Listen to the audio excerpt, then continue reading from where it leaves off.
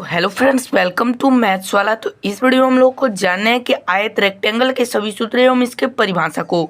तो चलिए इस वीडियो को शुरू करते हैं बेहतरीन अंदाज में। आयत जिसे हम इंग्लिश में कहते हैं रेक्टेंगल के नाम से जानते हैं। आयत को हम क्या कहते हैं? रेक्टेंगल कहते हैं। आयत की परिभाषा को जान लें, हम समझ लें कि वह क्षेत्र जो चार भुजाओं से घिरा हुआ हो और जिसके आमने सामने की भुजा बराबर हो और जिसके प्रत्येक कोण समकोण हो, क्या कहलाता है? आयत कहलाता है। सुनिएगा, इसमें कुछ एल से जो होता है ना, लेंथ, जिसको हम लंबाई बोलते हैं, इसको हम एल से शॉर्टकट में सूत्र में हम इसे एल से लिख देते हैं। और ब्रेथ को हम लोग बोलते हैं चौड़ाई, जिसे हम सूत्र बनाने के लिए बी का प्रयोग करते हैं, शॉर्टकट में बी का प्रयोग करते हैं। ठीक है, तो कहता है वह क्षेत्र जो चार भुजाओं से घिरा हुआ हो और जिसके आमने सामने की भुजा बराबर हो और जिसके कोण समकोण हो, आयत कहलाता है। जैसे देखिए, वह क्षेत्र जो चार भुजाओं से घिरा हुआ हो, ये एगो क्षेत्र है, बीच में चार गो भुजा है, 1 2 3 और 4, चार गो भुजा है ना जी, 1 2 3 और 4 गो भुजा है, ये घिरा हुआ है। ठीक है ना। अब क्या कहता है? जिसके आमने सामने की भुजा, देखिए ये आमने सामने की भुजा, ये दोनों बराबर है, और इसके सामने वाली भुजा कौन सी है? ये है। तो ये दोनों बराबर है।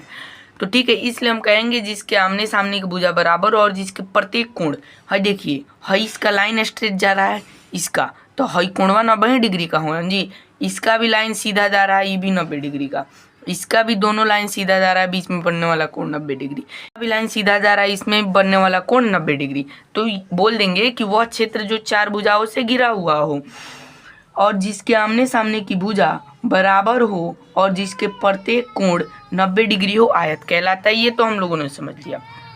ठीक है, तो ये जो होता है ना, ये लंबाई है और ये जो है ये चौड़ाई है। ये चौड़ाई इसको मान लेते हैं और इसको मान लेते हैं लंबाई। हई जो ऊपर दिया रहेगा, मान लीजिए ये दिया है 5 cm, मान लीजिए ये कितना दिया है? 5 cm। तो 5 cm दिया है, तो ये क्या हो गया? लंबाई, और ये क्या हो गया? चौड़ाई। अब हम सूत्र की ओर बढ़ते हैं। कहता है कि अब हम जानने वाले हैं कि आयत का क्षेत्रफल सिंपल से क्या होता है।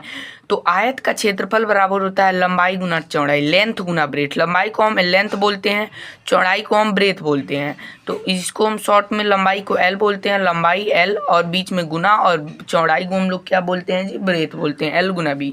ठीक है, तो ये जो दिया है ना, ऊपर लंबाई ये दिया रहता है, इसको और चौड़ाई के मान को गुना करा देंगे तो इसका हमारा पूरा आयत का क्या निकल जाएगा? क्षेत्रफल निकल के आ जाएगा।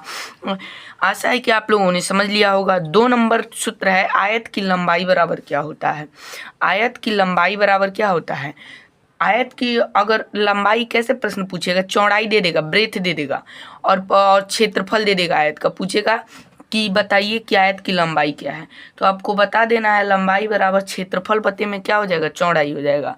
और आयत की चौड़ाई बराबर क्षेत्रफल बटे में लंबाई। जब चौड़ाई दिया हो तो नीचे लंबाई, जब लंबाई दिया हो तो नीचे चौड़ाई। अब आगे है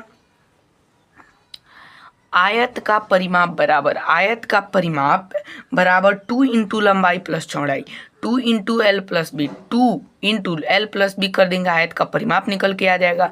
अब है आयत का विकर्ण, तो ठीक है, रूट अंडर लंबाई स्क्वायर प्लस चौड़ाई स्क्वायर, रूट अंडर लंबाई स्क्वायर प्लस चौड़ाई स्क्वायर। तो ये हमारा आयत के विकर्ण का सूत्र हो जाता है। तो आशा है कि आप लोग को समझ में आएगा। ऐसे ही और वीडियोस पाने के लिए हमारे चैनल को सब्सक्राइब करें। धन्यवाद दोस्तों।